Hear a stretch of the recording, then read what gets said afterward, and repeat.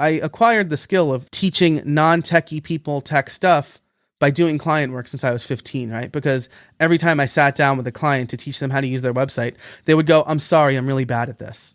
And I would say, well, if everybody was good at what I did, I wouldn't have a job.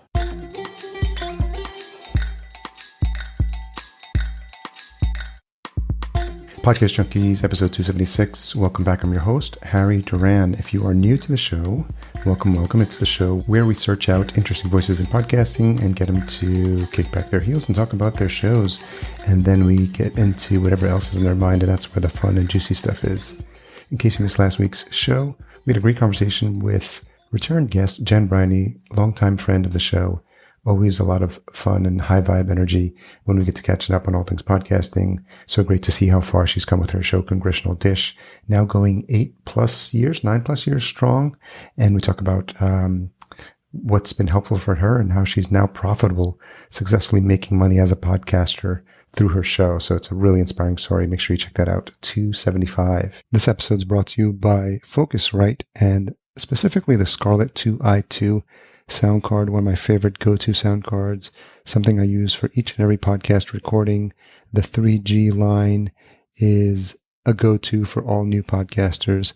Find out more at podcastjunkies.com/Focusrite, and the link will be in the show notes as well. This week, I welcome to the show educator, author, and podcast consultant Joe Casabona.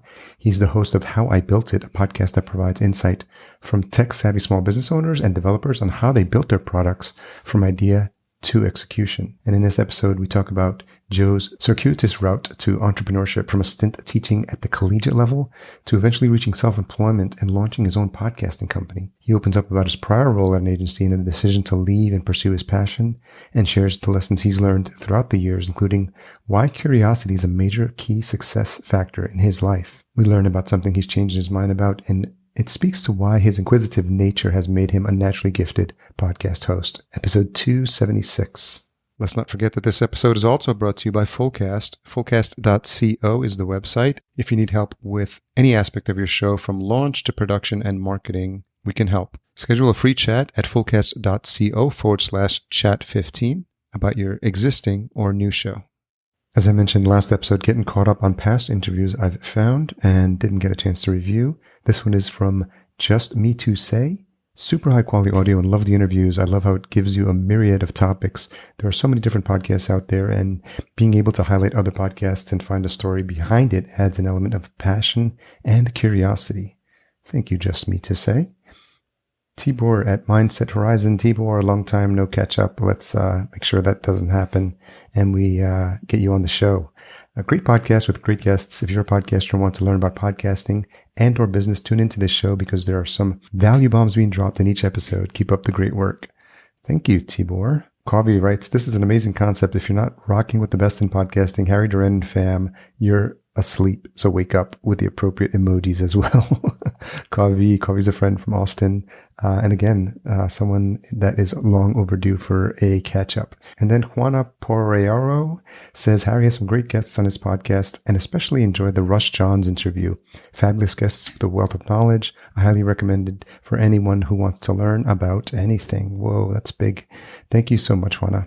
Again, if you'd like your rating read out, head on over to ratethispodcast.com/podcast junkies, and I'll be sure to read it out on new episodes. Make sure you check out one of the podcast apps that support direct podcaster support at newpodcastapps.com.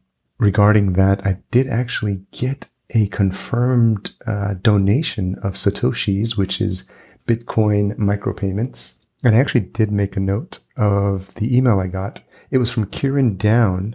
And he said, not sure who mentioned it in the podcasting 2.0 world, but I listened to your episode with Jason on Podcast Junkies. First of all, super cool show, mate. I'm definitely going to dive into your back catalog and listen to some of the older stuff you've done. You both talked about Podcasting 2.0, and I just wanted to let you know that I sent through a boostergram to Podcast Junkies. So I hope that you've got your setup to be able to receive them. Thanks, Karen. I do, and I did, and that was super awesome to trace that back to you. So if you don't know what we're talking about, head on over to newpodcastapps.com, and if your show is set up on the value for value model, you too can receive boosts to your show as they're listening in the form of Satoshis, which are Bitcoin micropayments. If that was all making your head spin, then make sure you check out this new podcast from my friend Dave Jackson. It's called Leading the Bleeding, as in the bleeding edge, leading the bleeding.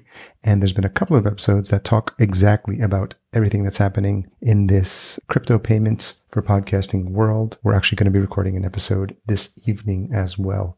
Leading the Bleeding, the new podcast from Dave Jackson, where you can learn all about this stuff. Okay, thanks for taking the time to listen through all that. I really appreciate it. And I want to make sure I'm giving back and recognizing the people that support the show and the people that are showing love for the show. Super important. And one of my mantras is always treat your guests as gold and your super fans as gold. Okay, let's get into this conversation with Joe. I'm sure you'll love it. So, Joe Casabona, host of How I Built This, thank you for joining me on Podcast Junkies. My pleasure. Thanks for having me on the show. Regular listeners will not be surprised that as of probably a week or two ago, we hadn't even met. I did not know your podcast existed, and that's just the way the world works now. Yeah, absolutely. Yeah, I think we crossed paths on a Zapier meetup that we. Yes. Yeah, very cool. So, for the benefit of the listener, can you tell me a little bit about that, and I'll fill in with how I ended up on that webinar. Yeah, so my friend Maddie Osman, who couldn't actually be on the last meetup, she tweeted that she thought it was wild that there was like no Zapier-based meetup. And I said, we should start one. So it was, we started talking and we got our friend Jimmy Rose involved because he has a Zapier mastery course. And so we started it in like the middle of the pandemic. So it was online only right from the beginning. And it's been hard finding presenters. We'll reach out and we, schedules change. And I think it's a little bit more fluid if you have like an online only event. So I decided I'd present for this month and go through a lot of my fun podcast automations because I'm pretty much a one-man band as far as putting everything together goes. I have an editor and a transcriber, but aside from that, I handle like all the scheduling and a lot of the research and stuff like that. It was so fascinating because this seems like a world within worlds because there's the podcast circle and then the Zapier circle and then the love of automation circle and all these Venn diagrams. And so, and there weren't that many people on. So I just started chatting away to you guys. And I'm like, oh, Joe's looks like a cool podcast. I just happen to have a platform where we talk to podcasters. And what's funny is about the show is I'm scratching my own itch because I wanted to learn about what you do. And essentially what I'm doing is having that conversation, but just in public and just educating my listeners to new shows they may not have heard of. Yeah, absolutely. That's actually the reason I started my podcast as well, because I was starting like an online courses business. Okay. Primarily in the WordPress space. That's kind of where I started. And I was having all these great conversations with friends and I was like, man, I should like publish these. So I had the domain howibuilt.it. I bought it while my wife and I were on our honeymoon in Italy. And that's funny. I saw like all these .it domains so good. And I was like, oh, I wonder if this one exists. And no one had it. So I picked it up and I didn't really have an idea for it. I just wanted it. And then the show, I had an idea and put it all together. This is why I hoard domains like that. I just think of things and use them later. Did you know about Guy Raz's How I Built This at the time? Let me tell you, my podcast launched about 3 to 4 months before his. Are you serious? That's yeah. So cool. Yeah. And I was like, I didn't have the clairvoyance to get like the trademark or anything like that because I wasn't sure if this was going to be a thing or not. I was just like, whatever. These are just conversations with friends, but I haven't gotten a cease and desist from them, so I guess we're probably okay at this point. I love the use of creative use of domains and country domains, especially. So, what year was this? Just to timestamp it. 2016. 2016. Yeah. So I know you were talking about the online business stuff, but what was your podcast inspiration at the time? I was listening to a lot of Relay FM podcasts, so Connected, Upgrade, The Pen Addict, because I'm like a huge fountain pen fan. And then, I was listening to like Serial and Lore and all that fun stuff. But my first podcast was a few years before that, in like 2013, I want to say. My friends and I were having a conversation, and this is like a super embarrassing thing for me that I don't think I've said publicly yet, but we were at a bar and I said something like, why do you need to rotate your tires when they just rotate when you drive them? And I have a master's degree, but I have no common sense. And so we started talking about just like car stuff. And I was like, we should make this a podcast. So it was like me and 4 of my friends. We started a podcast called TIL Podcast for Today I Learned. And it was not great because I wasn't really good at promoting podcasts at the time, and having like a roundtable discussion where you don't have a good moderator just is a bunch of people talking over one another. So, but I learned everything I needed to learn about podcasting from that. And then I launched How I Built It a couple years later. What was some of the tech stuff? Did that stuff come naturally? Did you stumble along the way? Because you've got, for the benefit of the listener, that's just the big foam on the SM7B, right? That's correct. Yeah, I got like the bigger pop filter on this because I really hit my P's hard, I guess. So talk to me about your figuring out the tech journey. Yeah, I have always been into computers for a long time, since I was like 10, probably. Which, for reference, I'm 35, so it was mid-90s. My dad brought home like one of the first laptops I've ever seen, and I was trying it out. And then he let me pick out like the family desktop computer, which was like a Gateway 2000. Yeah. And I just kind of started doing stuff, and I realized that if you just tried things, most of it was not permanent, and it came pretty intuitive to me. So like I started selling mixed CDs in high school, like I was Zach Morris in the 2000s. That's so funny. Because we had our own phone line so I could leave the internet connected overnight. And so I would just like download songs overnight, burn the CDs in the morning before I went to school. And I guaranteed 2-day, I was Amazon Prime before Amazon Prime. I guaranteed 2-day delivery on CDs. You got to put us back in the time machine. What are some of the best? What was your best mix or most requested or most popular mix? Or some of the songs on there? So I would get a lot of like people would want full albums, and I knew the 3-tier pricing even back then, right? So like if they wanted a full album, all I had to do was like look up the song list. They wouldn't have to make the list for me. So for $3, I would just give you the CD. But for $5, I would also print the label that was on the CD and slap it on there like sticky style. And then for $10, I would recreate the whole CD for you. This is for, if anybody from like the FBI or the RIA is listening, this could all be a fictional story. But some of the more fun mixes were like, ironically, very Metallica heavy, because I had like a lot of like friends who were like into metal. That's funny. The Atari's CD that came out around that time, which I was just listening to and now escapes me, but it had The Boys of Summer on it. It was like their 2003 album. That was like a pretty popular one. I ended up making that CD a lot. And then Eminem's, not his premiere album, the Marshall Mathers LP was another one that was like pretty popular. So some people would give me lists of just like random songs, but a lot of people would ask for like the full albums. That's so funny. So what were you thinking about in terms of a structure for the show? And how did you think about that? And do you experiment with a couple of different ones before you landed on the one you currently have? Yes. So it was, at first, I basically just asked the same 5 questions. It was like, who are you and what do you do? How did you come up with the idea? What were some failures along the way? How did you build it? I interviewed a lot of plugin developers, really. Okay. Because again, most of my network is in the WordPress space. And so I had a lot of my friends on. I had Chris Coyer on. I don't know if you're familiar with like CSS tricks, but he was a pretty big name early on that I got. Him and Troy Dean were like pretty big names in the web development and WordPress space. And so I just kind of asked the same 5 questions. And then as I started, I got pretty popular pretty early. Maybe some brand confusion helped that. But I mean, podcasting is not a zero-sum game, right? And it's not like I would see like a spike of like 10,000 downloads one week and then like a drop off to like 10 downloads the next week. I was able to keep the audience, even though I was very obviously not the other show, right? So I want to go beyond kind of the WordPress space. So I started interviewing like non-developers, non-techie people about business stuff. And that's how we landed on kind of today's format. I changed the tagline to actionable tech tips for small business owners because I'm still kind of in that tech niche.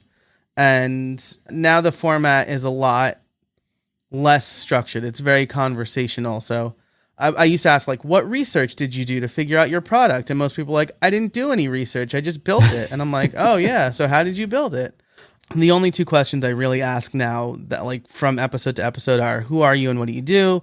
And the last question, which is, do you have any trade secrets for us? And I explain in my guest notes, like trade secrets is not like, what's the Coca-Cola recipe? It's like, what's good advice that you don't think enough people take? What are some gems from that question?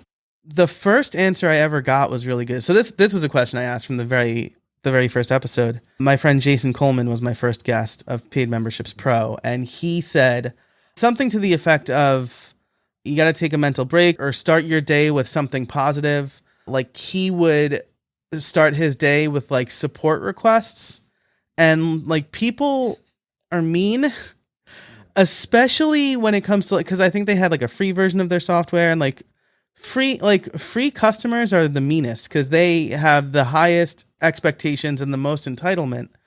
And so like he's like, I had to stop doing that. So like that was a really good one.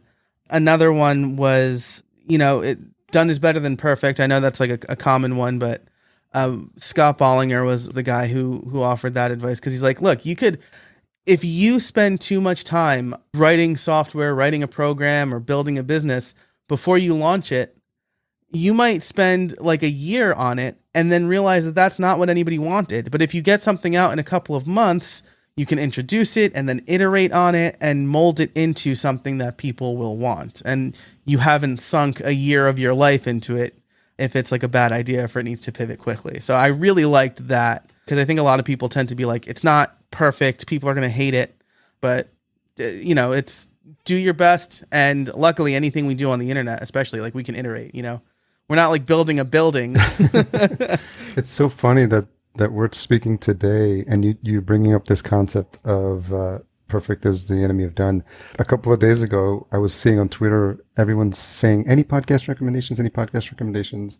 So I kind of similar to the ethos you had when you were in Italy. I was like, is that domain available? And so I grabbed it and I was like, what can I do with it? And then I know no code. Anyway, I was thinking about the automation stuff. Okay. I was like, Notion, Airtable, Gumroad, and the site's up. I just launched it like last night, and I put it on Product Hunt, and I got 2 paying customers. That's amazing. Paying $19 for a week of placement on the site. And it completely puts me out of my comfort zone, because I'm a perfectionist. Like, and I know people in the space are like, I want it to look good, and a font and a logo, and it was a good lesson, because just like, if you had 24 hours to ship something, like what would you do? So. Yeah, gosh, I love that. I should write that down. If you have 24 hours to ship something, what would you do? That's great. And as we record this week, I finished basically like a double header of course creation. So I create courses for LinkedIn, but I also create courses for myself. And for a long time, I was like hemming and hawing. I wanted to have it out for WordPress 5.8 because it's about the block editor and these new features that are coming in WordPress. And then 5.8 came out last week, and I was like, I got to get this launched. And I was like, you know what? There are videos that I'm shooting over a couple of days. If one is terrible and my students tell me it's terrible, I can replace it like very quickly. So I went in there. I had a structure for the course. I spend the most time on the outlines, because you want to make sure that you are structuring the course the right way. And so for the one course, I recorded everything, shipped it to my editor. That's another big lesson that I've learned, is like editing is my least favorite part of everything. So I just record and I send it off to somebody, and then it comes back and it sounds or looks great. Good move. Yeah, right. Absolutely. Like I have a sidebar, but okay. The second course is a very new experimental feature in WordPress called full site editing. And I was like, how am I going to structure this? And I just ran through the interface, recorded a bunch of videos, and I'm slapping a beta label on it. I'm like, hey, if you want to take this course now and see what it's like, you'll pay half price and you'll get lifetime updates. So when it's polished in a couple of months and I reshoot the videos, you will have gotten the best possible price for it. Is that like when you have a website and you're like, edit this page, and you can literally edit it kind of like in live mode, and so you visually see what's happening as it's happening? Yeah, that's exactly right. And Oh, so cool. WordPress was a little bit behind the eight ball on this. WordPress has been around since like 2003. Yeah, yeah. And so their interface got really dated. In like 2015, I think the Gutenberg project was announced, and there was a big effort to modernize the editor. So the way that you create just the content, and that was phase one, which rolled out in 2018. And my course on how to use that was first to market.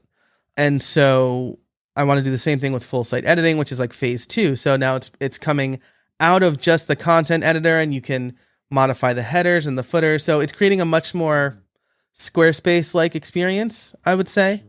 And it's super buggy, but it's really great. I am pumped about this because I'm a developer myself, but the less code I need to write for the basics means I can spend more time on like the actual crux of the matter, right? Like, how do I figure out this really important thing that hasn't been solved before? I don't have to worry about writing like the basics or the main templates anymore.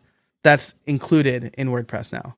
And I'm assuming your site is the crash test dummy, and like where you're working out all these ideas and seeing what works and what doesn't. Yeah, for sure. So I have a few domains in this space. I will like update my personal, like casabona.org, my personal website live, just kind of design in the open, because I have the luxury of not getting like a ton of like super important traffic to that. My e-commerce site, my membership site, I don't do it there, like, because that's money. I'm losing money when that's down. And then I have two other sites that are basically demo sites where I just kind of mess around, and again, in the open or for the course. If you're anybody who takes the course will see how we built out these sites. If you just kind of stumble upon it, you basically see the site that we've built, and it looks like a real site. You've also done some teaching at the college level. Yes. Yeah. So when I graduated from college in 2007 from the University of Scranton, and I realized I wasn't quite ready for the real world, which I feel is like a very millennial thing to say, I suppose. But I was also, Who is? yeah, right, exactly. And I had been freelancing since high school. I got my first web design client in 2001. How old are you? Oh, I 15. That's cool. Yeah. Yeah, I was 15, 16 maybe. My church came to me and they're like, No paper routes for you. No. I was always very, how can I use my brain and work from, I joke that if computers didn't exist, I would be completely unemployed. I like unemployable. I can't do anything with my hands. Yeah. I don't think we can't fathom a world without computers. And just when there's no one that's not walking around with a phone in their hand, and it's not far. Like literally, like if I just go to family events, like everyone's got their phone in their back pocket. I've always joked that you should have jeans created with an iPhone slot on the side, because that's like, but it just to speak to how pervasive it is now. So yeah, absolutely. I left my phone home once, and it was so freeing. I was like, well, people can't get in touch with me. I wasn't reaching for something. I have the Apple Watch now, but I got rid of the cellular line because I used it like exactly twice. Okay. I'm like, why am I paying $10 a month for this? But yeah, so I was like 15, 16 when I had my first web design client. And and so I ran my own business all throughout high school and college. My first niche was like helping students start their own businesses, because I'm like, anybody can do it. And they're like, I can't do anything. Like, I like scrapbooking. I'm like, you know how many people want scrapbooks? Like, just tell people you do it. Charge like $50 plus materials, whatever. So question there, what is it about how you grew up, your influences when you were younger, that like what makes you want to teach? Because it's just, I feel like, kudos and props to all the teachers in the world, because it's just an underappreciated profession. And so what was in your heart at the time, and what fuels you and what compels you? Because I get the sense, and just from this short conversation, that you love teaching, you love educating. Yeah, I really do. And I guess this is a great question. I don't think I've ever been asked this before. I would have to say, for all the great things that my parents taught me, teaching is not one of them. So I'll start off with, you shouldn't start negatively, but my dad was always kind of bad in explaining things. Um, well, I shouldn't say that. He would get really mad because he's a New York Italian. So our first reaction is to lose our temper. And then he would come in and explain like why he got mad, which is a parenting tactic that I have now picked up and am passing on to my children. Smart. But as far as teaching goes, I had some really great teachers throughout school, which unfortunately, I went to Catholic school my whole life, including college. And I worry that my daughter will not get the same kind of education that I got from the Catholic school system. But like my fourth grade teacher, Mrs. Weisberg, was amazing, super hands-on, like 10 years old, bust your chops at the right point and like not in a mean way. My eighth grade teacher, Mrs. Curtin, was really strict, but very good at what she taught. I had a bunch of really great high school teachers. And then in college, I think the most impactful teaching methods I gathered were from college professors in computer science who would present us with these problems that they have obviously spent the last 20 years solving, and they would approach them like they've never seen them before. So like perfect example is the Dutch national flag problem. It's basically a sorting problem. You have a bag of 3 different color marbles. You need to sort them into the colors, also blue, white, and red all together. And this is a 50-year-old computer science problem. So can you, in layman's terms, can you explain it? And also, since we don't have video, you have to do it. And you're using theater of the mind as well. Yes. So imagine you have, let's say, a bag of marbles, and they're all mixed in a single bag, red, white, and blue. Okay. And the Dutch flag is basically 3 solid colors, right? I think it's blue, white, and red is how it's arranged. And so if we're solving this without a computer, we would take a marble out of the bag, look at the color, place it in the blue bucket, the white bucket, or the red bucket. And the idea is we want all of the marbles sorted by color. In computer science, you're looking at a structure, you're looking at the data in the structure, and we're sorting it a certain way. So it could be by color, or if you have like a list of numbers that are all jumbled and you want them to be in ascending order, you can do it that way. But the Dutch national flag problem is basically an exercise to get students to think about how to sort things with code. And Dr. McCloskey has been teaching, had learned it probably when he was in school. He had been teaching for 20 years when I had him, and he arranged it for us. And then we would present possible solutions, and he would seriously consider them as if he did not know the solution. So he would like think through it, talk out loud about, does this work? And that was super helpful for me, I'm sure for all of us, because we were seeing how he worked through a problem, and we were kind of learning by doing. And I loved that. And then I acquired the skill of probably teaching non-techie people tech stuff by doing client work since I was 15, right? Because every time I sat down with a client to teach them how to use their website, they would go, I'm sorry, I'm really bad at this. And I would say, well, if everybody was good at what I did, I wouldn't have a job, right? So let's sit down. I will explain it to you. If you have questions, ask them. And so by the time I got to grad school, which is, I think, how this whole conversation started, I applied for a teaching assistantship, and I got it, and I loved it. And I kept on doing it as long as I kept on teaching as long as I lived in close proximity to my alma mater. What was something that you had an expectation of going to teaching and then real world hits you and it's not exactly what you imagined? Oh, yeah, that's a really good question. I think, I never thought I would be like the Robin Williams character from Dead Poets Society or whatever, right? I never thought that. I was very goofy at first, and I thought that, I still am. I'm like a giant cartoon character. But I thought at first that being the kind of young, approachable, oh, call me Joe, like Mr. Casabona is my dad. I thought that would win students over. But I was dealing with like 17, 18-year-olds, right? I was teaching mostly college freshmen who like didn't care to be in this required class. At first I taught a course called computer literacy. Every freshman had to take it, and it was super boring. I made it more relevant and more interesting, but like in the curriculum, I was supposed to like teach them how to convert from decimal base 10, right? The number system that we use to binary. And I'm like, who will ever use this? And that's what Google's for anyway. Yeah, exactly. And so I thought like being the approachable, like, oh, just call me Joe kind of teacher would win them over and make them pay attention. But it did for some, but a lot of students I feel probably didn't respect me because I was like trying to be cool, right? It's like the parents who try to be friends with their kids. Yeah. So that lasted, I think, an academic year. And then the next year I was like, I got to make them call me Professor Casabona. Like it's just, and that worked.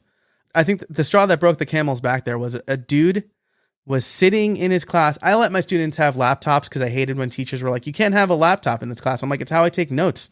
If you don't think I'm paying attention, like that'll show up on the test, right? That's true. Good point. Yeah. Yeah. So like, I mean, if I'm not paying attention because I already know it, then fine. And if I'm not paying attention because I don't know it, like do it at my own peril.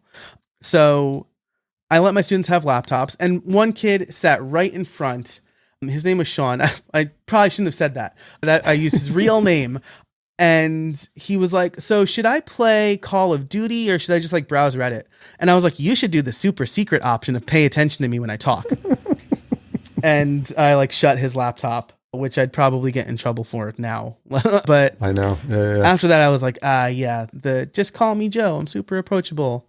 Probably didn't work. And so I was still like approachable and nice, but call me Professor Casabona, I think is just the little bit of authority that you need, especially because I was like 24 when I started teaching. Like if I had a senior, we could have been in classes together, right? During undergrad. So that might get a little awkward. Yeah. Yeah. So that was a big lesson for me. So when did the thought in your head about teaching may not be the thing I'm going to be doing for the rest of my life? Like, is it just the experience you had as an entrepreneur early on? I'm sure that never left you. And just talk about that journey to entrepreneurship. Yeah. So it really was in me from a very early age. And I don't really know why, but like we would have yard sales and I would like try to sell my old stuff at a profit. Before Facebook Marketplace. Yeah, exactly. Like, we would do like the church yard sale or we do a neighborhood yard sale. And I'd be like, that's $5. And people were like, you're supposed to sell things at a yard sale for like 50 cents. I was like, this is good though. So I did that. And then I started fixing people's computers for money. Cause again, that was something I learned early on that most people didn't understand. And it kind of clicked with me. I made my first website my first website was a paid gig. Again, it was our church. And my dad's like, you should do it for free. And I'm like, but they're going to pay me. They offered. So after that, I was like, I wonder who else needs websites. And so I did that. And what were you building them in back then? Front page. Front page, yes. Yes, Microsoft front page. And then when I got to college, my friend Steve Mikosh was like, you shouldn't use front page. And I'm like, what should I use? He's like, you should write code by hand. And I'm like, okay. So I did that. And I learned that a lot of people were like flabbergasted. They're like, you don't use Dreamweaver? I'm like, nah, I just write it all by hand.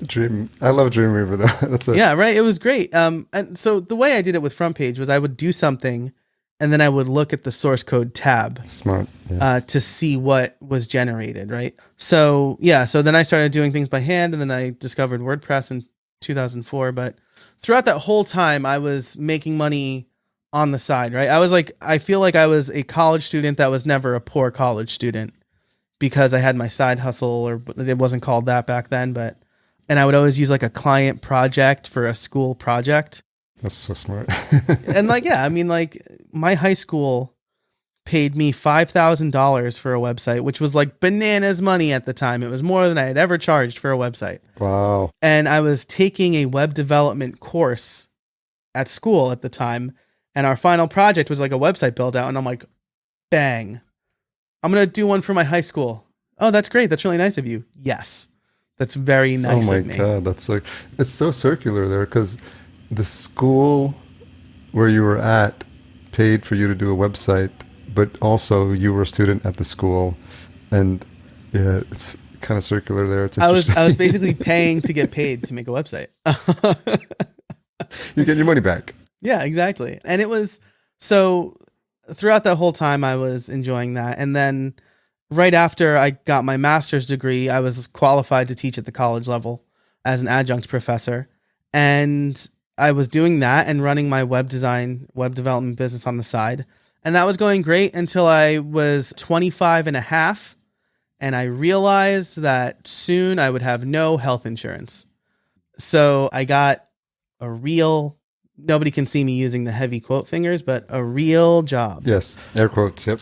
And I still kept teaching. I taught at the University of Scranton until I moved away from Scranton, which is when I got married. My wife and I got married. Then we moved in together in an apartment near the hospital where she works. She's a nurse. So after I moved away from there, I thought, man, I really want to keep like developing classes or teaching. And so that's when I launched my online course business, which allowed me to kind of keep teaching even though it wasn't in the classroom.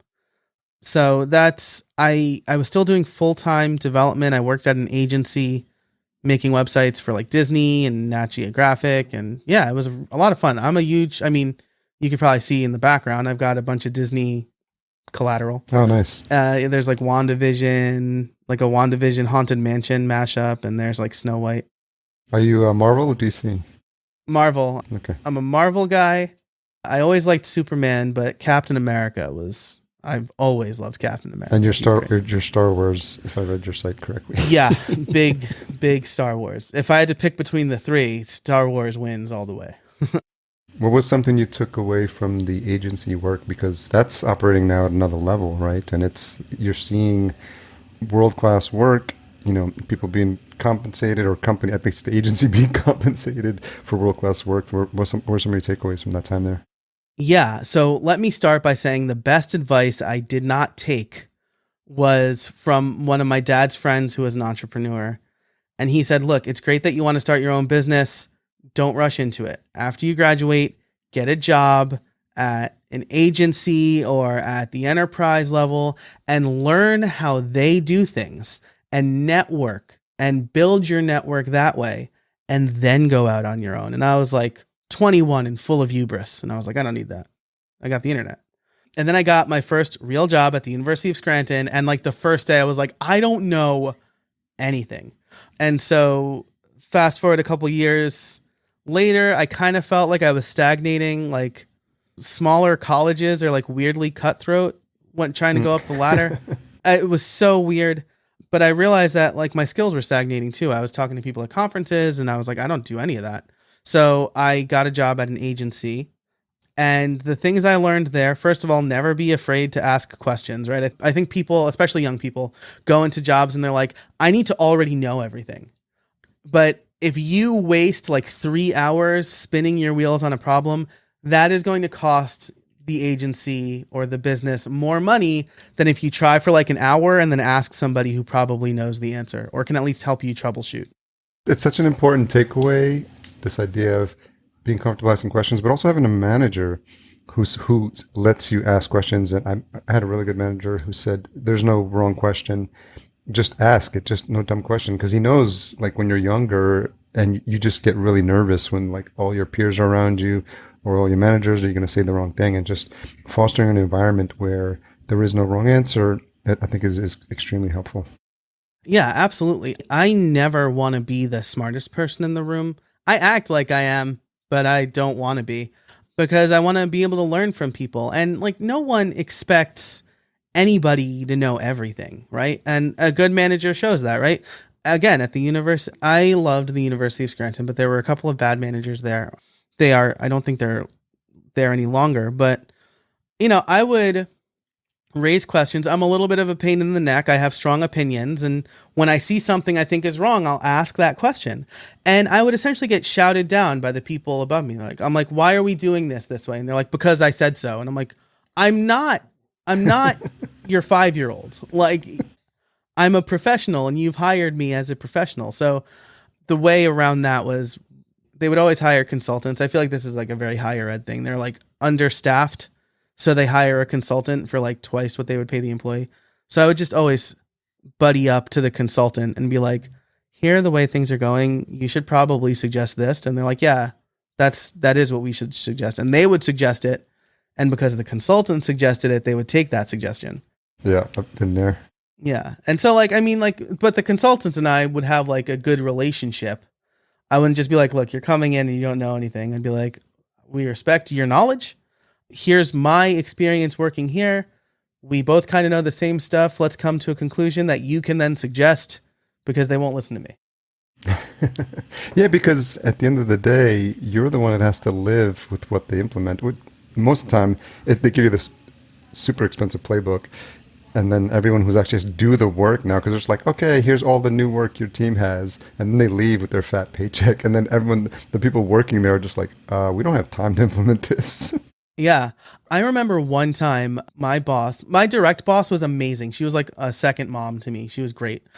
I invited her to my wedding, actually. She was amazing. That's nice. And I remember like she cut me off one time because there was a consultant. This was like right around the time IE8 was being phased out. But we still needed it because a third of our users still used it. And they were converting a website to be responsive, right? Which is mobile friendly automatically. And not to toot my own horn here, but I had a book written called Responsive Design with WordPress. I was very familiar with the principles of responsive design. And we were talking to the consultant, and I said, hey, our site doesn't work in IE8. And they said, oh yeah, we don't support IE8. And I was like, no, we need to support IE8. This should have been discovered in the discovery phase because a third of our users use it. And then they were like, well, we can like figure something out. I'm like, I know what we need to do to fix it. And then I was like, also, like we have a lot of tables on our site and the tables don't work on mobile. And they said, oh, well, tables are really hard. And I said, oh, I forgot that web design was supposed to be easy. And then like I opened my mouth again and my immediate boss was like, okay, let's move on to the next thing.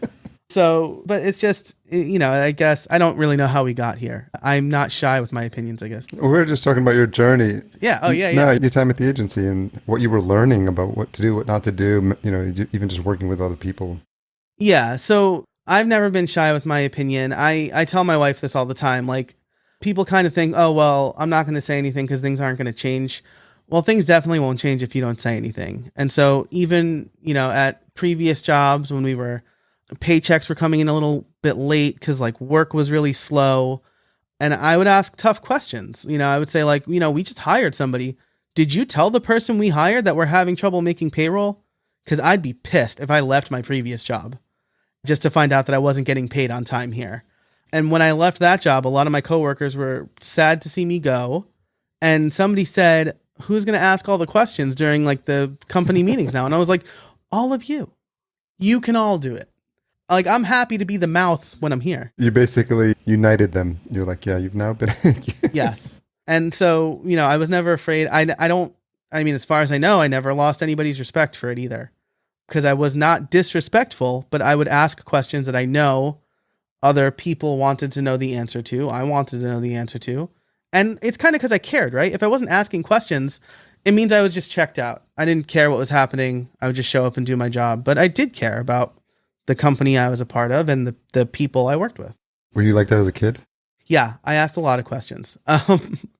And my parents would always make comments about it. They're like, you ask too many questions. And I was like, I want to know everything. It's so funny. I always think of the kid from Jerry Maguire. He's, did you know bees can smell fear? And I think it's just parents and, there's so much, they have, God bless them all because they've got so much to worry about.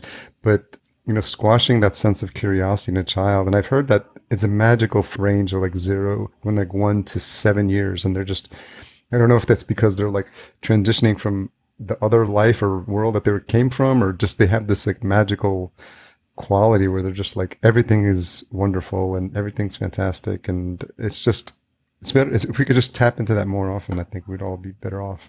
Yeah. They're so curious and they have like no sense of embarrassment, right? So they're not going to, there's no voice in their head going, don't ask that. That's stupid.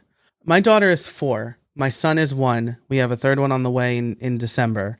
And I try to tell I just read the book Soundtracks by John Acuff. Okay. And so based on that book, I've made a soundtracks board. He basically says like the negative thoughts in your head are broken soundtracks. You keep playing them and you believe them. You need to replace them with good soundtracks. And one is curiosity beats criticism and don't crush your kid's curiosity. Because like, at the end of the day, I just want to watch the game. And my daughter's like, what's that? Who's this? And I'm just like, leave me alone. but I try really hard not to. You know, she was asking me about baseball. I'm a huge Yankee fan. Yeah. Oh, that's awesome. Yeah. Oh, go Yankees. Yeah, me too, man. Yes, they got waxed, I think, today. I stopped watching the game, but yeah, they got waxed pretty hard. But you know, she sat down next to me and she was like, "What was that? What's that?" I was like, "Oh, that was a strike, and that means this." And she's like, so the next day she's like, "Can you talk to me about balls and strikes again?" And I'm like, Wow. yes. So when she asks me a question, I try so hard, no matter how I'm feeling, to just tell myself that don't crush her curiosity. That's so awesome. You should have her learn how to keep score. I know, right? I think they have a field notes notebook, like a pocket notebook that has the scorecard in it.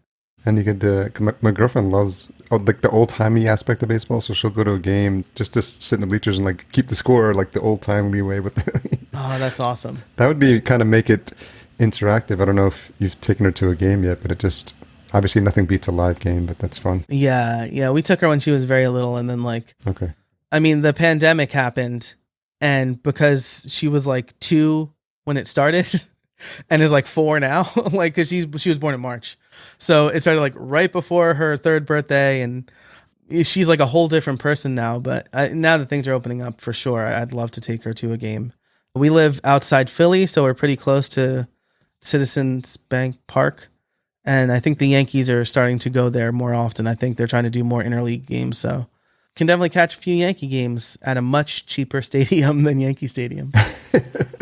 I don't get to watch as many games now. I live in Minneapolis, but there was a wave of like the Jeter phase, because I was born in 1970, so I vaguely remember like the 80s with Willie Randolph, and I was like, oh, they kind of they went to the World Series, and then there was just a drought. Yeah. And so as they started picking up, I was happy I was happy Don Mattingly made it to a postseason game, which was nice. I think he did when they expanded that one season to the wild card. Yeah, 1995. I think and then Derek Jeter and Don Mattingly got to play one season together, I think. Yeah, Jeet came up, I think, in August of 95, and that was Mattingly's last season. Yes, and then they took off, and so I got to go to the 1996 World Series Game 6 at Yankee Stadium, where they clinched it.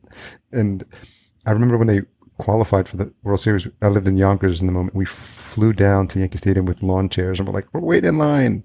We waited 26 hours, 4 tickets. There was like a stampede at like 2 a.m., like lost a chair, almost got crushed. And then when it got to the gate, they're like, all we have is Game 6 left. I was like, Yanks are going to sweep it in 4. Like, what a bummer. They lost the first 2.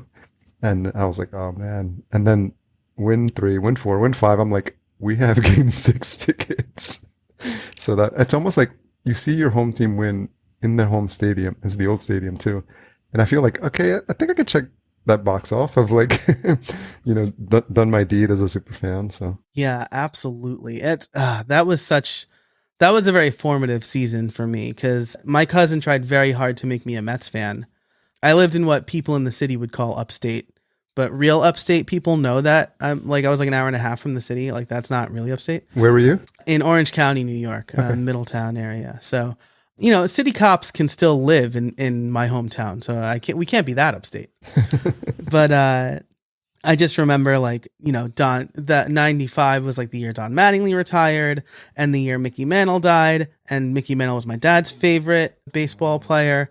And I was just like, you know what? Yankees are like more in my house, and I loved Mattingly. And then 96 happened. I mean, I bought my first Yankee hat ever from Lids the night that they won Game 6. And I'm like, this is a lucky hat. Exactly a month later, I played soccer. When I stopped playing soccer is when I started to gain a little bit of weight. So if you play soccer, just keep playing soccer or football.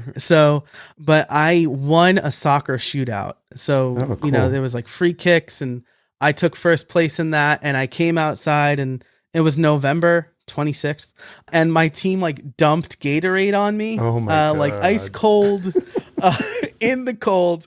And all I said was, I feel like John Wetland after he closed Game 6 of the World Series. I was just like, yes, this is amazing.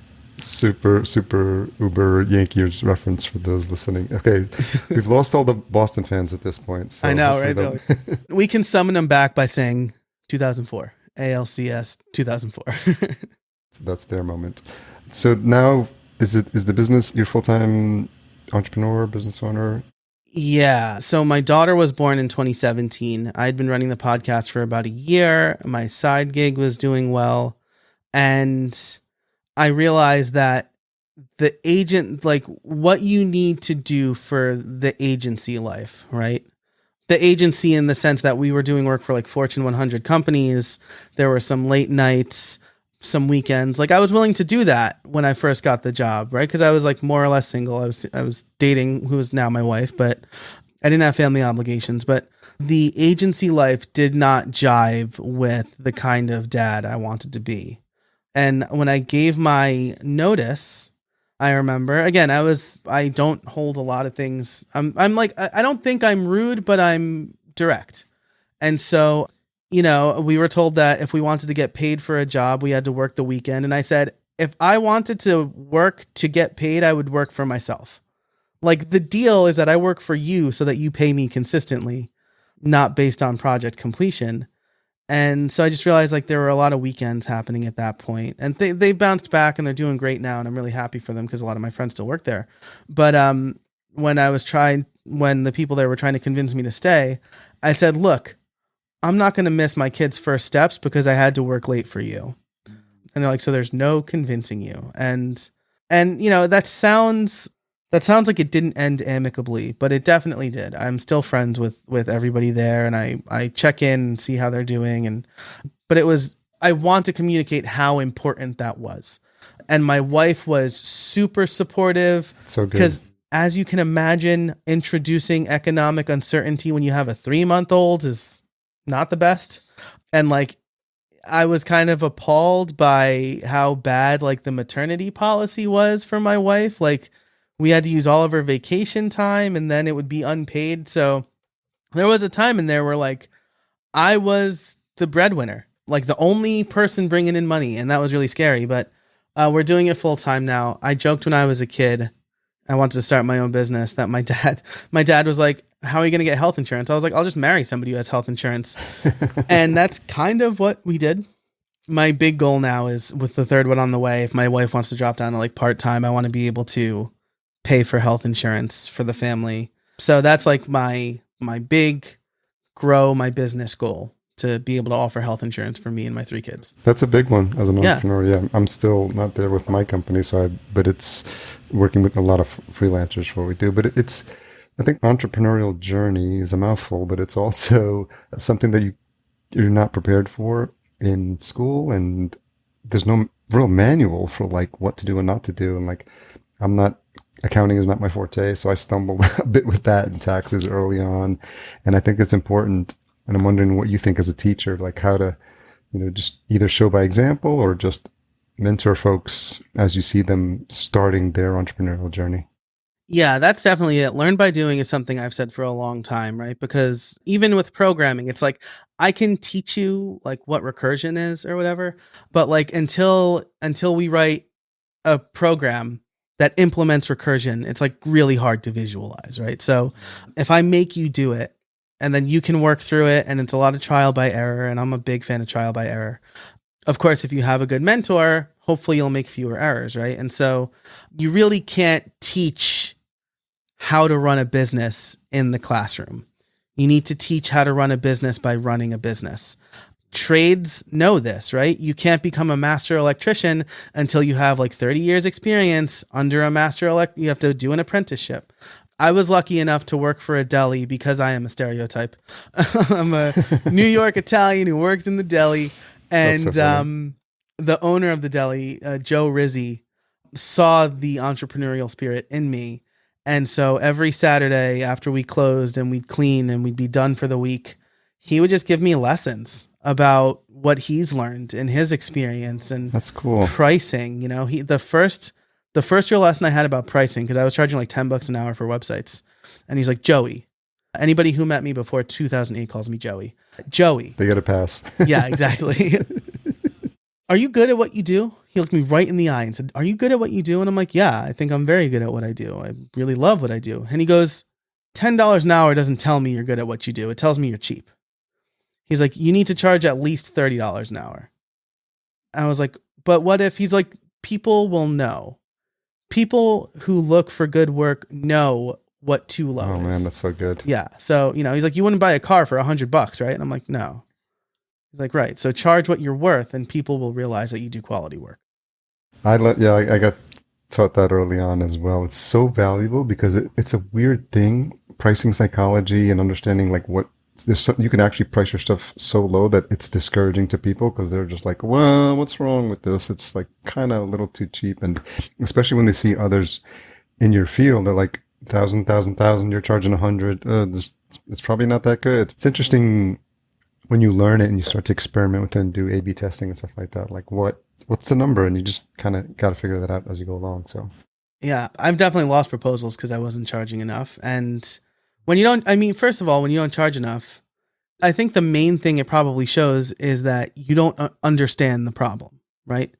If someone's asking you to build a membership site and you're like, oh yeah, it'll only take me a couple of hours. Someone's like, but I need like all of this custom stuff. How is it only going to take you a couple of hours?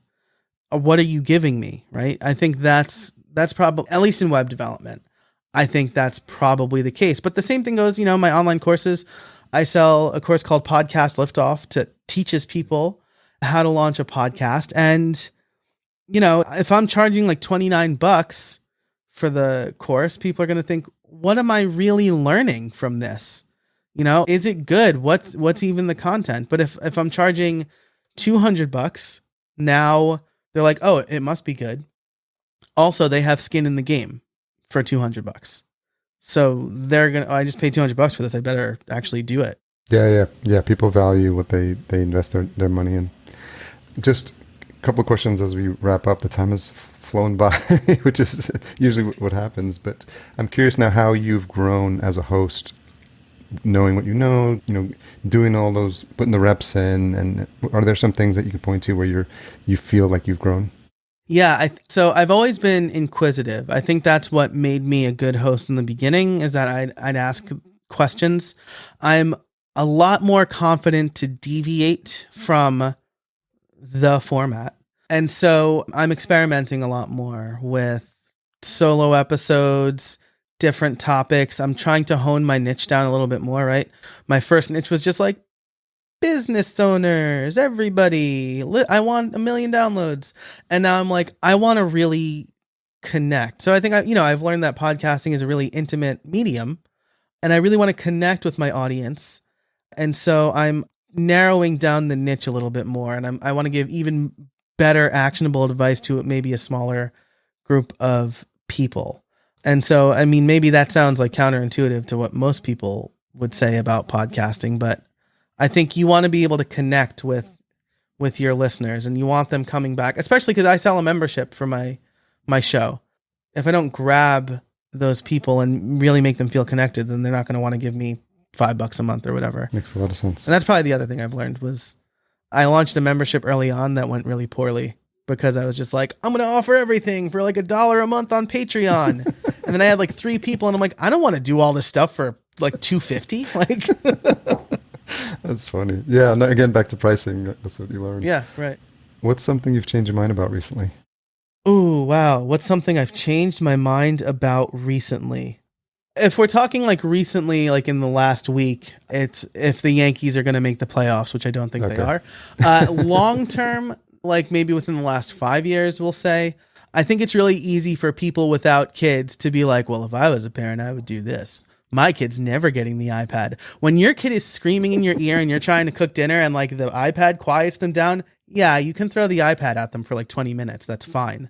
So I think the thing I've changed my mind about is criticizing other people's parenting without knowing the situation they're in. And maybe that's just bigger, right? Yeah. Aaron Judge last night, bringing it back to Yankees. I'm really sorry for anybody who hates sports. But, last night, Aaron Judge was late to the game and he was originally scratched from the lineup and came in late. And he was asked why he was on the COVID list. And he was asked, are you vaccinated? And he goes, I'm not getting into that. And a lot of people were like, well, that means no. Maybe it just means he doesn't want to talk about health. Right? He's there to play baseball. Maybe he's really private about it. Maybe he is, but one of his teammates isn't, and he doesn't want to out his teammate, right? That's smart. Yeah. I think I've always had empathy towards my students because they're learning something for the first time and I can't expect them to know what I know with 20 years experience. I'm trying to have more empathy towards everybody and understand that not everybody's in the situation that I'm in, and they're going to handle things differently and they're going to answer questions differently. And I think that's really important. And I think that's probably the biggest thing I've changed my mind on. I usually went from, why don't you just do this, to there's probably a reason they're not just doing that. It's probably not just doing that. Something my girlfriend heard and passed on to me is that judgment and curiosity can't live in the same space. Yes. Yeah. I love that. Right. I think something very similar, right, that I read from Soundtracks, right? Criticism kills curiosity. Yeah. If you're going to criticize or judge something, right? Exactly what your girlfriend said. Like, you can't possibly learn from it, and you can't think beyond, I just read a tweet today too that was like, in my opinion, people who have a take on everything know very little about anything. And it was like hot off the heels of like the Simone Biles news, right? And people are like, I mean, like pundits who just talk are like, you know what she should do? And I'm like, not listen to you. People who can relate to pundits is everybody, because anybody knows how to like run their mouth and give a shallow opinion. People who can relate to Simone Biles is like 5 living people right now, like, or 10 living, however big the current, U.S. gymnastics team is. Those are the people who can relate to Simone Biles. It's a very, very small group of people. So maybe let them talk to Simone Biles.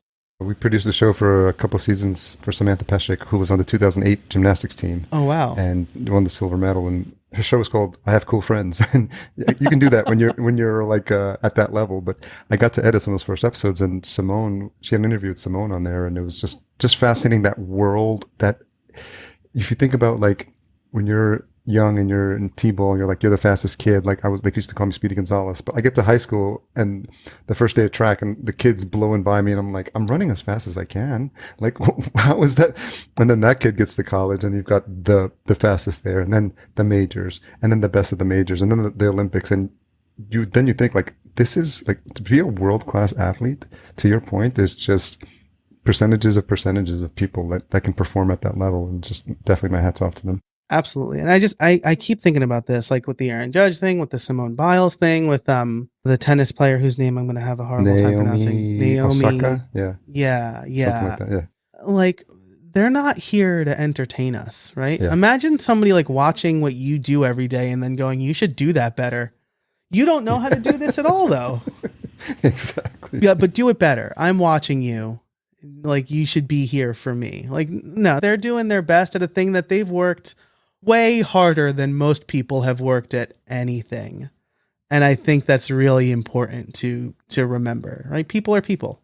I think my friend Brian is it. People are people. Remember that. What's the most misunderstood thing about you? I'll use my friend's words here because I don't really like to say this about me. But he has said, we were kind of talking, how boys talk. They're like, you think I can take you in a fight? You think you can take me in a fight?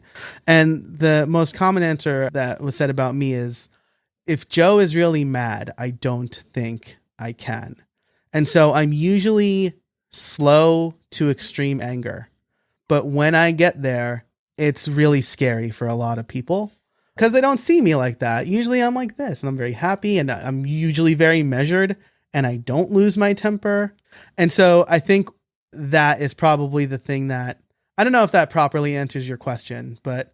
No, it's always an interesting, I just would love people's takes on it. And to your point, like, I have lost my temper at that level. And I almost feel like there should be like an iPhone app that starts recording when it notes the tone in your voice. So you could, because people, if you saw videos of yourself acting the fool like a maniac, you'd probably do it a lot less. And because I'm better now, and I get really embarrassed when I think about it. Like, an hour later, like, that wasn't cool.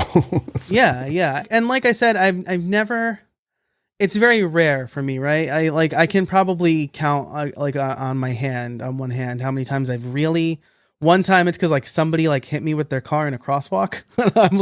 I just like slammed on their hood, and my friend who was with me, and she was like, I've never seen you get that mad. And I was like, the dude just hit me with his car. Like, yeah, that qualifies in my book. One time someone tried to take a swing at a friend of mine, and I felt the need to defend her. So like, it's like very oh my God. Isolated incidents, but cases. Yeah. But when people see it, I feel like it's they feel a little bit different about me afterwards. Cause usually I'm the guy that you see, I'm very smiley, but so yeah, maybe that's the answer. Maybe, I'm generally nice enough that it's, maybe people underestimate other aspects of my life. Maybe that's the misunderstood part about me. Well, I'm glad you didn't lose your cool in this interview, and we ended up having a fun discussion. So thank you so much, Joe, for making the time and being a good sport on coming on a show you'd probably never heard of before. My pleasure. Thank you so much. This was really great. And I mean, I suspect that you've realized this, but you ask really good questions that Thank you. I've never got before. So maybe I was taken aback by some of them. I hope the answers were good. Yeah, thank you so much for being open to and sharing your story with my audience. Where's the best place to send folks to what you're working on? Most of what I'm working on is over at casabona.org. So that's my last name.org. And I have all the podcasts I host and the courses I'm working on and things like my blog and YouTube videos. That's just a good place for everything. And the show's called How I Built It. Take Yes. that, guy Raz. Yeah. Thanks again, Joe. And I'll end with this. I was mad at first about it because I was like, oh man. And then I was like, you know what? They just kind of like confirmed my concept for me without me having to spend a bunch of time and money figuring it out. So I knew I had a good idea because NPR also did it. Really cool. Thanks, Joe. My pleasure. Thanks again to Joe for coming on the show. podcastjunkies.com/276.